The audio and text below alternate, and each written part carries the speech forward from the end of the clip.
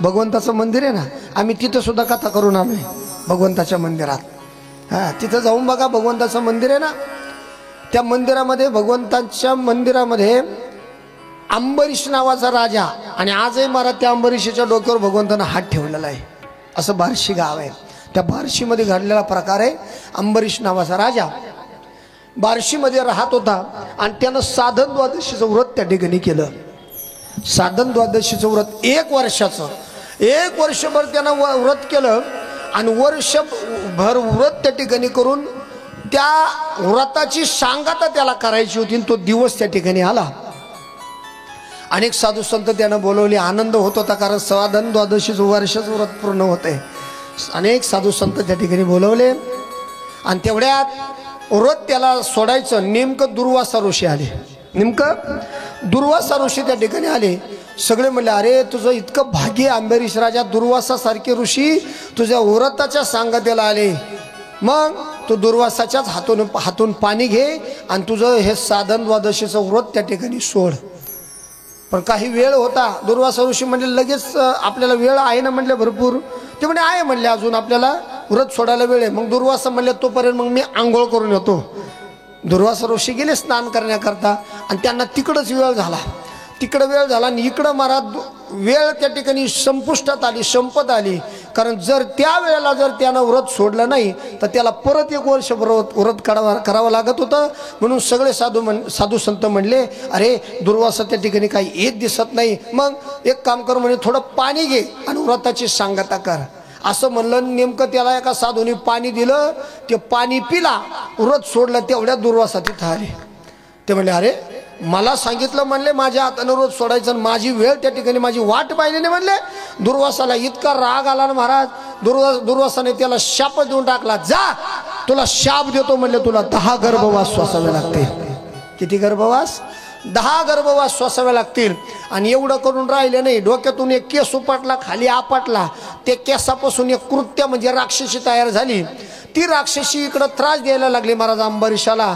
तेवढ्याच भगवान परमात्म्यानं सुदर्शन चक्र सोडलं आणि त्या असणाऱ्या ती कृत्या राक्षसी तिचा वध केला.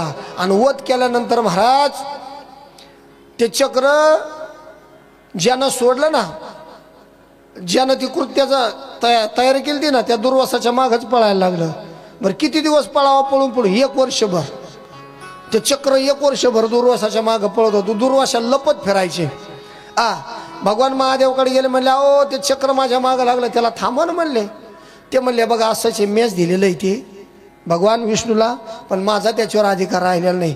गेला महाराज विष्णूकडं हा दुर्वासा ऋषी. म्हणले, तुम्ही चक्र सोडलंय म्हणते, वर्ष झालंय माझ्या मागं पळतंय म्हणले, त्याला थांबवा ना म्हणले. भगवान म्हणले, ते माझ्या हातात नाही. म्हणले, कसं काय? अरे घरातलं कुत्रं जर पिसळलं ना म्हणले, ते सगळ्यात अगोदर मालकाला चावत म्हणले.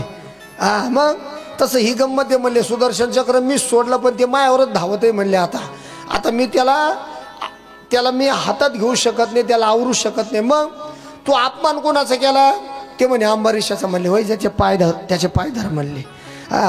पळत पळत गेले महाराज दुर्वासा ऋषी आणि अंबरीशाचे पाय धरले. म्हणले, बाबा तुला शाप दिला 10 गर्भवास सोसायचा, काही काळजी करू नको. त्याचे 10 गर्भवास देवान अंबरीशासाठी जन्म सोसिले. अंबरीशाचे सगळे जन्मवास देवानं सोसवले. अशी अंबरीश राजाची कथा या ठिकाणी सांगितली. आणि साधन द्वादशीचं व्रत आहे त्या ठिकाणी त्याचं पूर्ण झालं. त्याच वंशामध्ये सूर्यवंश त्या ठिकाणी सुरू झाला. या सूर्यवंशामध्ये स्वयंभरी नावाचा राजा, स्वयंभरीच्या वंशामध्ये त्रिशंकू, त्रिशंकूच्या वंशामध्ये हरिचंद्र, हरिचंद्राच्या वंशामध्ये रोहित, रोहिताच्या वंशामध्ये सगर, सगराच्या वंशामध्ये असमंजस, असमंजस वंशामध्ये अंशुमन, अंशुमनाच्या वंशामध्ये दिलीप, दिलीपाच्या वंशामध्ये भगीरथ. आणि भगीरथानं त्या ठिकाणी ही गंगा पृथ्वीवर आली अशी कथा या ठिकाणी सांगितली. आणि यांच्याच वंशामध्ये पुढे खट्वांग नावाचा राजा झाला. कोण झाला? खट्वांग नावाचा राजा. याची कथा आपण ऐकली. पहिल्या दिवशी एक कथा सौरला खट्वांगा रायाशी, ऐकली की नाही? आता ही सगराची कथा फार गोड आहे महाराज. सगर नावाचा राजा होता ना, काय झालं? या सगरानं 100 यज्ञ करण्याची प्रतिज्ञा केली होती. 100. त्याचे 99 यज्ञ पूर्ण झाले सगर राजाचे, 99. आणि 100वा यज्ञ चालू होता. आता 100वा यज्ञ चालू होता. नेमकं झालं असं, 100 यज्ञ त्याचे जर पूर्ण झाले तर इंद्राला माहित होतं हा सगळ्यात अगोदर माझ्यावरच आक्रमण करीन, कारण जो 100 यज्ञ पूर्ण करतो ना ते 100 यज्ञ करत असताना एक अश्व येत असतो आणि तो अश्व जिकडे जिकडे सोडला त्या अश्वापासून महाराजांना पराजय होत नसतो. हे इंद्राला कळालं. इंद्रानं काय केलं, 100व्या यज्ञाचा मूडीस काढायचा म्हणून जो अश्व यज्ञातून बाहेर आला ना, इंद्रानं काय केला, तो अश्व घेतला आणि कपिल मुनीच्या आश्रमात नेऊन बांधला. इंद्रानं, कपटी इंद्रा कुठे नेऊन बांधला, कपिल मुनीच्या आश्रमामध्ये. आता कपिल मुनीच्या आश्रमामध्ये बांधला आणि सगराची 60,000 मुलं होती. किती मुलं, 60,000 मुलं. त्यांच्या लक्षात आलं आमचा अश्व कोणीतरी पकडलाय. मग कोणी पकडला, कपिल मुनीने पकडला. कारण हे कपिल मुनीच्या आश्रमात गेले, पाहत आता काय म्हणले, अश्व तिथं बांधलेला. लगेच यांनी मुलांनी आवाज दिला कपिल मुनीला, ओ महाराज तुम्ही ध्यानस्थ बसलाय, म्हणले थोडे जागे व्हा. अहो म्हणे तुम्ही आमचा अश्व त्या ठिकाणी पकडला. त्यांची समाधी भंग झाली म्हणून त्यांची समाधी भंग झाली म्हणून कपिल मुनीने त्या मुलांच्या अंगावर पाणी कपिल मुनीने त्या मुलांच्या अंगावर असा मंत्र उच्चारानं पाणी फेकलं. त्याचा मोठा डोम तयार झाला, जाळ तयार झाला आणि सगळे 60,000 मुलं त्या ठिकाणी जळून गेले. 60,000 मुलं जळून गेले. आता ते जळून गेले, पण सगराची एक दुसरी बायको होती, तिला एक मुलगा होता महाराज, त्याचं नाव होतं असमंजस. त्या असमंजसाला लक्षात आलं. ते म्हणले अरे कसे कोण माझे भाऊ होते, मग गेलं पाहिजे. तो असमंजस गेला कपिल मुनीकडून. कपिल मुनीला हात जोडले, म्हणले माझे कसे कोण ते 60,000 भाऊ आहे, तेवढे जिवंत करा. कपिल मुनी म्हणले जिवंत होतील ना म्हणले, पण मग त्याच्याकरता गंगा आली पाहिजे म्हणले जमिनीवर. काय आलं पाहिजे, गंगा. गंगेच्या पाण्यानंच ही जागे होतील म्हणले. असमंजसानं खूप प्रतिज्ञा केली गंगा जमिनीवरती आणण्याकरता, पण त्याला यश आलं नाही. या असमंजसाच्या वंशामध्ये त्याचा मुलगा अंशुमन जन्माला आला. अंशुमनानं प्रतिज्ञा प्रार्थना केली, त्याची सगळी हयात निघून गेली, तरी गंगा प्रसन्न झाली नाही. या अंशुमनाच्या वंशामध्ये दिलीप नावाचा राजा जन्माला आला, त्याने प्रार्थना केली तरी गंगा आली नाही. या दिलीपाच्या वंशामध्ये भगीरथ नावाचा राजा जन्माला आला, भगीरथानं प्रार्थना केली आणि गंगा प्रसन्न झाली. आता आपल्याला उद्या गंगा पूजनच करायचे ना जणू वडगावला, गंगा पूजन. सकाळचं कीर्तन तिकडच आहे ना, गंगा पूजनच आहे ना. भगीरथानं तपश्चर्या केली, गंगा त्या ठिकाणी पावन झाली. गंगेनं सांगितलं मी यायला तयार आहे, पण म्हणले अरे माझा वेग एवढा मोठा आहे, माझा वेग त्या ठिकाणी धारण करणारे कोणीतरी व्यक्ती त्या ठिकाणी पाहिजे, नाही तर मी सरळ पाताळात जाईन म्हणले. मग एकच व्यक्ती म्हणले भगवान भोले बाबा. गेला महाराज हा भगीरथ भगवान भोले बाबाकडे, म्हणले बाबा गंगा त्या ठिकाणी येणार आहे, तिचा वेग त्या ठिकाणी तुम्हीच धारण करू शकता, असं गंगाच बोलली म्हणले मला. भगवान शंकर म्हणले ठीक आहे येऊ दे म्हणले तिला, पण तिला अभिमान झालेला आहे म्हणले. मग आली ती गंगा आली, भगवान शंकरानं जटेतच बांधून टाकली. ती जमिनीवर आली, पण भगवान शंकरानं कुठं बांधली, आपल्या जटेत. पुन्हा भगवान शंकराची तपश्चर्या केली भगीरथानं, आणि भगीरथानं तपश्चर्या केली म्हणून भगवान शंकराने फक्त एक केस बाजूला केला ना, अशी बोटा एवढीच धार बाहेर आली. सगळी आली असती तर जगच बुडून गेलं असतं.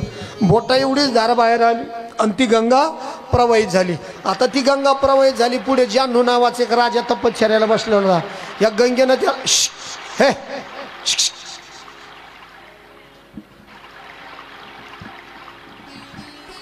काय सांगत होतो मी, हा जान्हू नावाचा राजा तपश्चर्या करत होता आणि ही गंगा प्रवाहित झाली.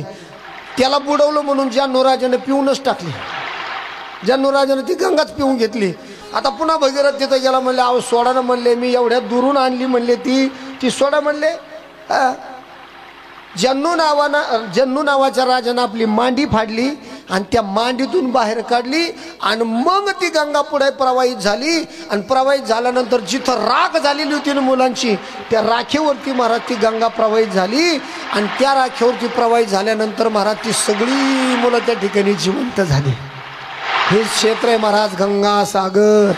कुठे गंगासागर. तुम्ही आजही गंगासागरला जा, कशी जा, त्या पाण्यात गेलं का जणू काय पांढरा फटाक होऊन निघतोय माणूस, काय राखच अंगाला लागते.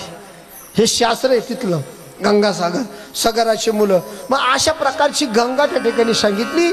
ती गंगा अनेक प्रकारानं प्रवाहित झाली. तिचे खूप नाव आहेत महाराज, अनेक प्रकारानं प्रवाहित झाली. बघा, भगीरथ राजाने आणली म्हणून तिला नाव पडलं भागीरथी. तीच पुढे भगवान शंकरानं जटेत धारण केली, जटेतून बाहेर काढली म्हणून तिला दुसरं नाव पडलं जटाशंकरी. म्हणून तिला दुसरं नाव पडलं जटाशंकरी. ती प्रवाहित झाली. जन्नू नावाच्या राजानं पिऊन टाकली, मांडीतून बाहेर काढली म्हणून तिला तिसरं नाव पडलं जान्हवी. तिला नाव पडलं जान्हवी. अशी अनेक नावं त्या गंगेला मारा. ती प्रवाहित झाली. आता आपण हरिद्वार क्षेत्रामध्ये गंगा पाहतो. आता ती एकच गंगा नाही महाराज, तिच्यात अनेक गंगा मिक्स आहे.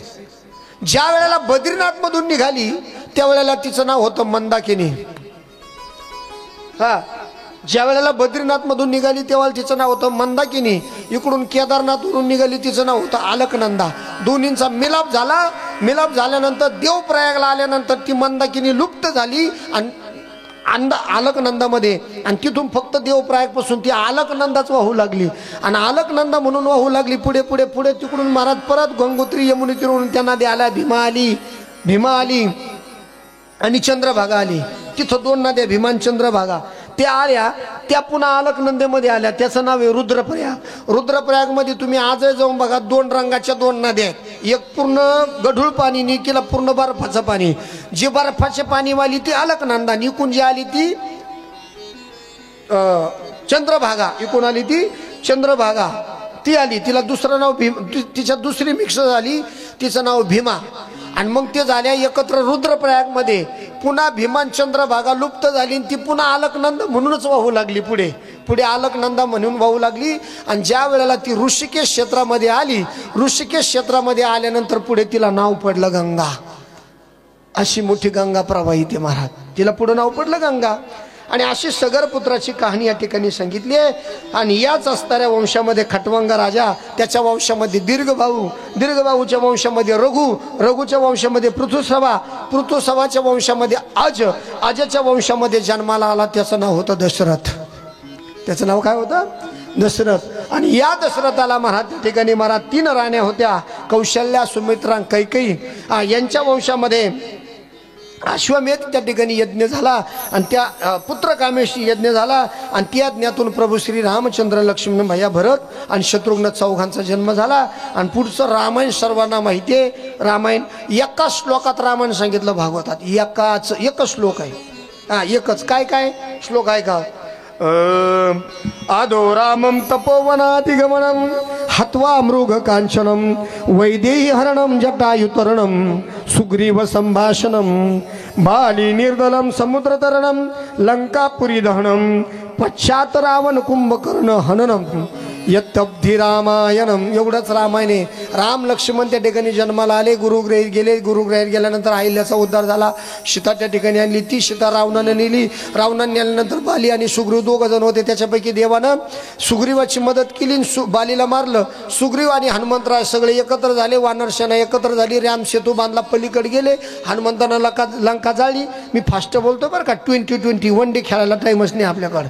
हा, आला बॉल का फेक बाहेर, कारण 10:15 वाजून गेले. कृष्ण जन्म करायचा आहे. इकडे लक्ष द्या. हा, मग सुग्रीव आणि बाली युद्ध झालं होतं. त्याच्यापैकी बालीला भगवंतानं मारलं. सुग्रीवाची सहायता केली. सुग्रीव, हनुमंतराय यांनी सगळ्यांनी मिळून काय केलं? सीतामाईचा शोध केला. सीतामाईला आणलं. रामाचा राज्याभिषेक झाला. यत्तेब्धी रामायणम. एवढंच रामायण आहे. एवढं सांगितलं. पुढे त्यांच्या वंशामध्ये लव आणि कुश त्या ठिकाणी जन्माला आले. आणि निमिराजाचा वंश त्या ठिकाणी सुरू झाला. आणि याच्यामध्ये सूर्यवंश पूर्ण झाला. आपण आता चंद्रवंशामध्ये प्रवेश करीत आहोत. रघुपती राघव राजा राम पतित पावन सीताराम. रघुपती राघव राजा राम पतित पावन सीताराम. पतित पावन सीताराम. पतित पावन सीताराम.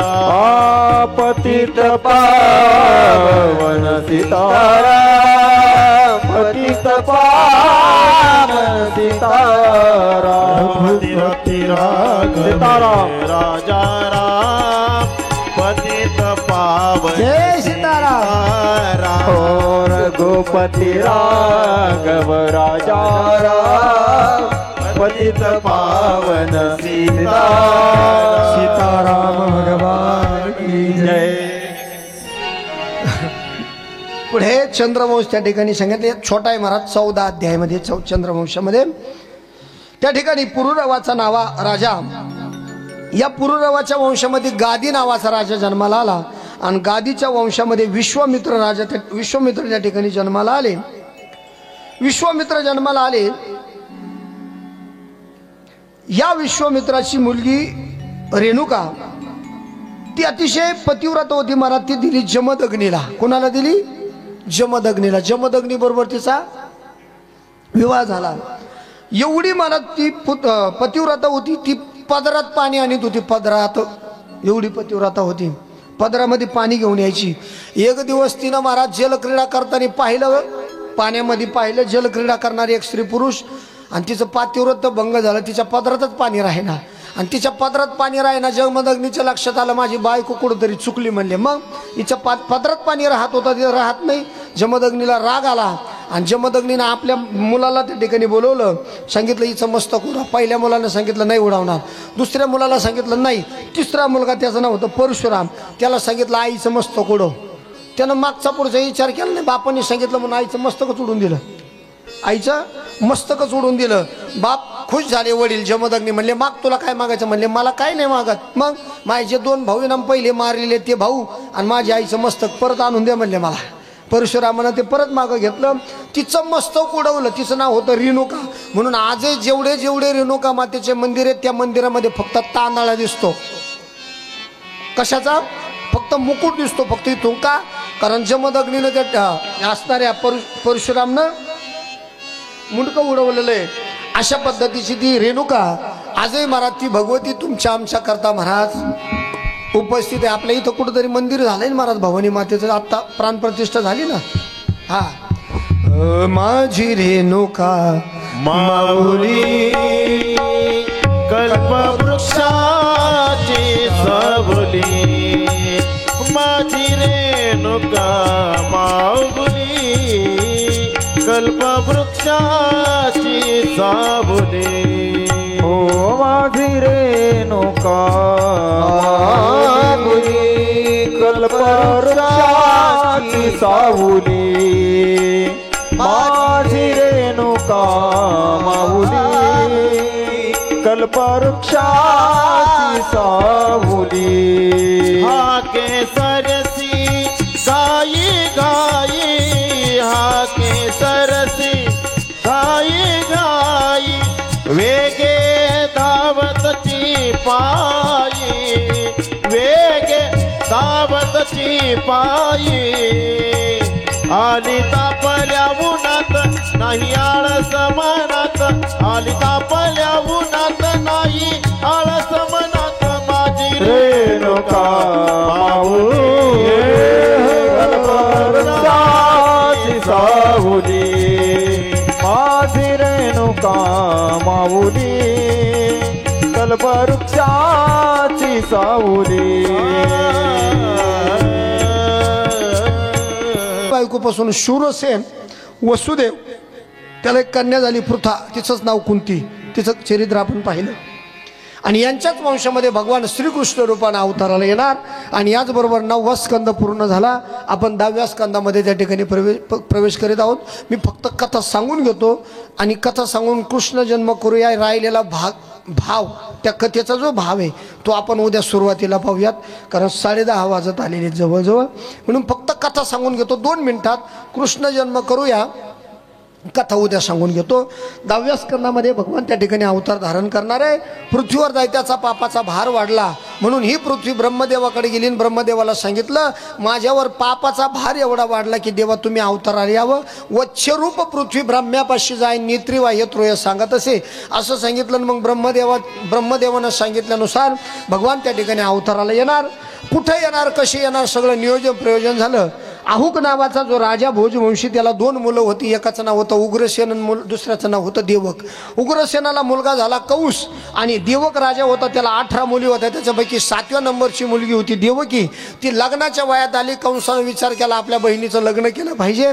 7वी असणारी बहीण, तिचं लग्न केलं पाहिजे. आणि मग लग्न करता नवरदेव कुठं पाहायचं ते म्हणे इकडं तिकडं पाहण्यापेक्षा आपला मित्र आहे वसुदेव, त्याला सांगू तिच्याबरोबर लग्न कर. वसुदेवाला सांगितलं तुम्ही माझ्या बहिणीबरोबर लग्न करा. वसुदेव म्हणला माझे 6 लग्न झालेले आहेत पहिले, आता मी कायला 7वी बायको करू. वसुदेव म्हणला पहिले 6 लग्न झाले. कंस म्हणले ऐकत नाही ना, हातात कंसाने खडक घेतलं, म्हणले इथंच मारतो नाही तर माझ्या बहिणीबरोबर लग्न कर म्हणले. वसुदेवाने विचार केला, ह्यो मला जर मारलं तर माझ्या 6 बायका विधवा होतील, त्याच्यापेक्षा 7वी बायको केलेली बरी. म्हणून वसुदेव लग्नाला तयार झाले.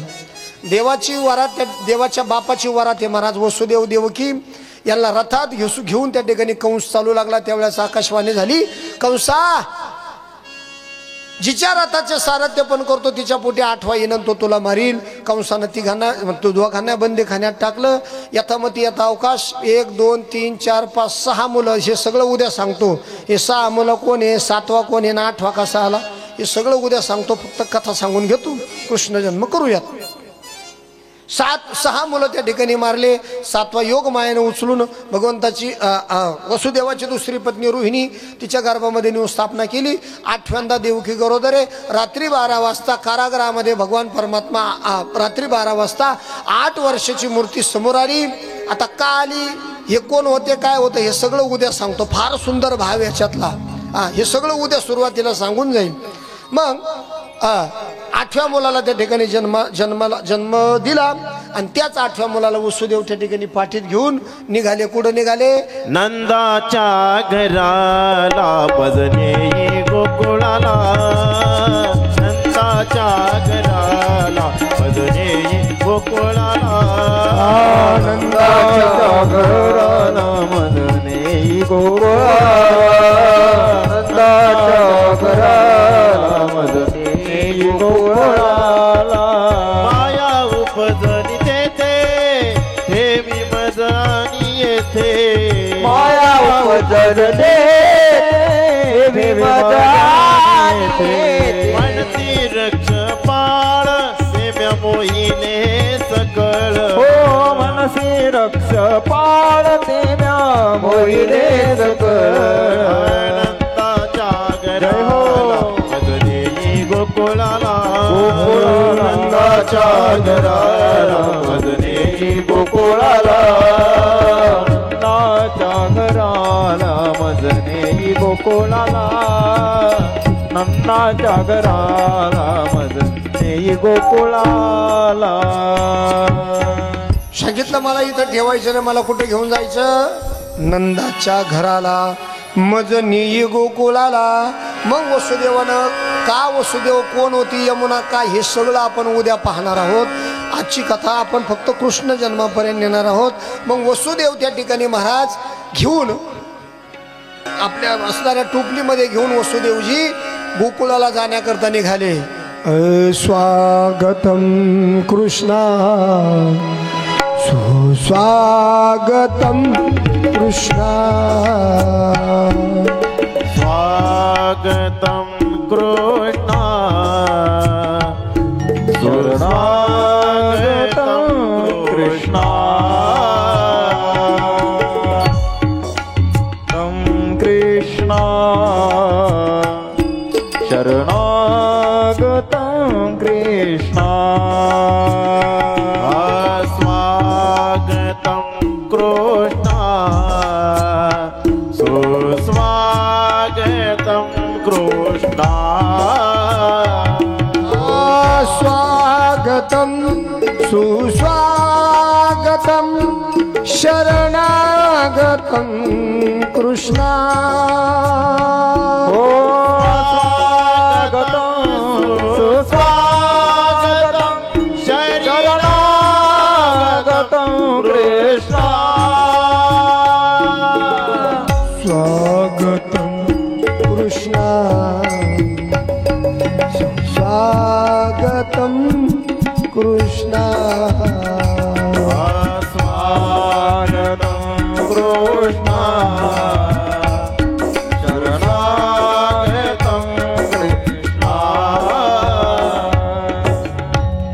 वसुदेवजी त्या ठिकाणी महाराज कन्हैयाला घेतलं. गोकुळामध्ये यशोदामाईच्या शेजारी माया जन्माला आलेली होती. कन्हैयाला तिथं ठेवलं आणि त्या मायेला घेऊन पाठीमागे निघाले. त्याच वेळेला नंदबाबाची असणारी बहीण, तिचं नाव होतं सुनंदा.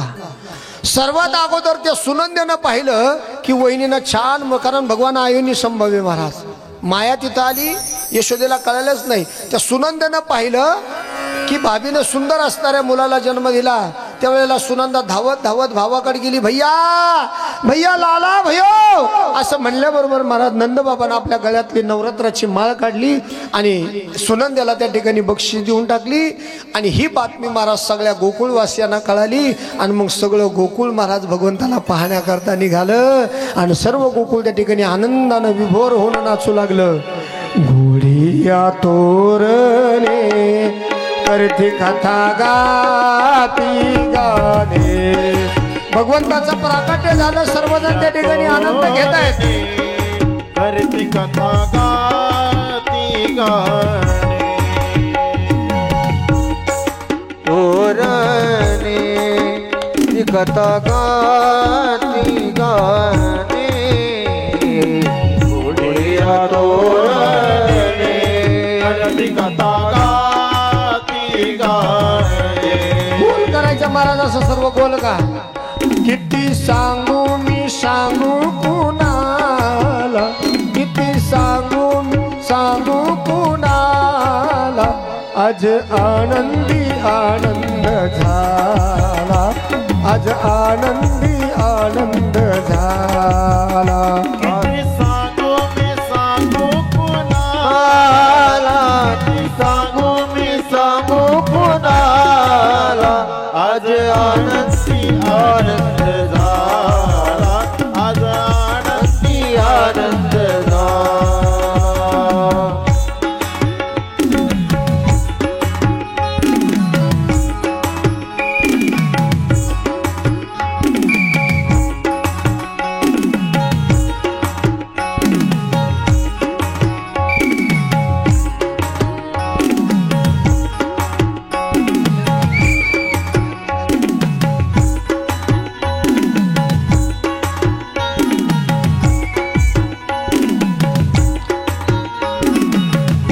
श्री राधे राधे.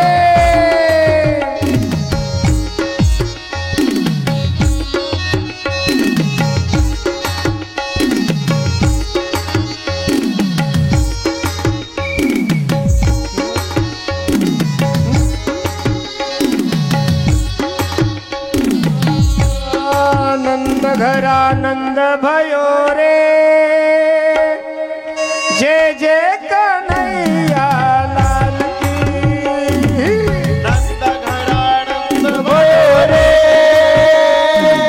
जय जय कन्हैया लाल की.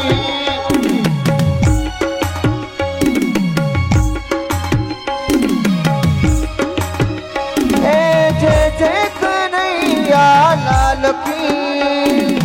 जय कन्हैया लाल की. जय नटवर लाल की. जय कन्हैया लाल की. जय दाऊदयाल की. जय कन्हैया लाल की. जय दाऊदयाल की. गगरानंद भयो रे. जय जय कन्हैया लाल की. जय हो. आनंद भयो रे. जय जय कन्हैया लाल की.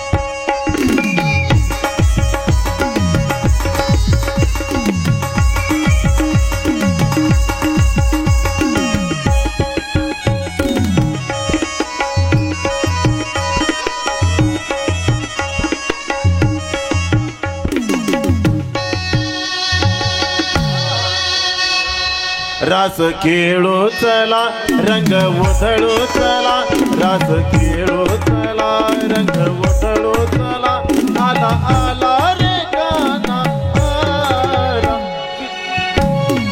सांगू कुणाला किती सांगू मी सांगू कुणाला आज आनंदी आनंद झाला आज आनंदी आनंद झाला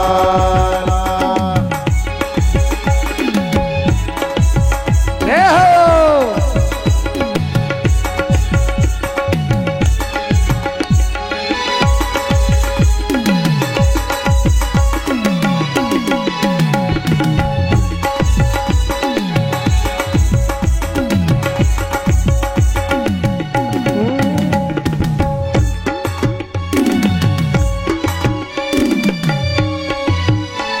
मुकुट शिर मोर का मेरे चित चोर का. हे बघा आपण वरातीत नसतो की नाही वरातीत नसतो की नाही हा. अरे इथं देवा करता नाचायचंय महाराज इथं देवा करता अजिबात लाजायचं नाही. मुकुट शिर मोर का मेरे चित चोर का नैना नैना नैना नैना नैना नैना नैना सरकार के कभी नहीं कटार नैना सरकार के कभी नहीं कटार सरकार के कटार के सरकार के कटार से मुकुट सिर मोर का मेरे चित चोर का मुकुट सिर मोर का मेरे चित चोर का दो नैना नैना नैना दो नैना नैना नैना दो नैना सरकार के कठिन है कटार के दो नैना सरकार के कठिन है कटार